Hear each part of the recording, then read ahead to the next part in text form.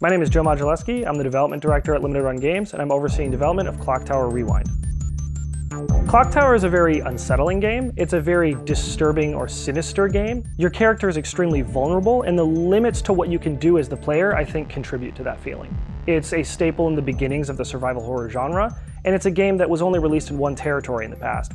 There are other franchises that I think get too much of the credit for where this genre came from, and I think it's really exciting to have people be able to see some more of these ideas in a way that they've never seen before, coming from a place that they may not have thought they came from.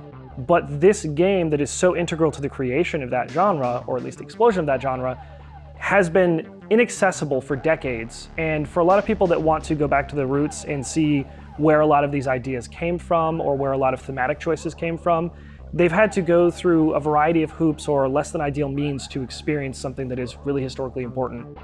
All parts of the original experience were left the way that they were. We didn't change any of the art assets, any of the audio assets, or any of the gameplay features. We wanted to make sure that we didn't do anything that compromises the integrity of the original experience. We wanted to keep it as it was, but not to a point that it degrades the experience for people coming in that maybe didn't play games back when this came out. Maybe they expect more modern features.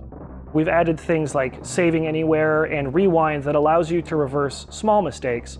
And you can also load back to a previous save if you want to go back far enough to address something you might have done to mess up an ending you were trying to get.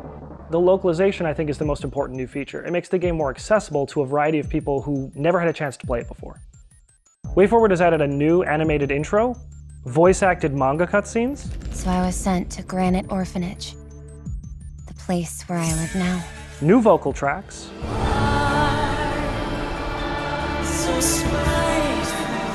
restored content from the PlayStation 1 version of the game, and an interview with the game's original director. Clock Tower Rewind will be available later this year on Nintendo Switch, PlayStation 4, PlayStation 5, Xbox Series S and X, and Steam.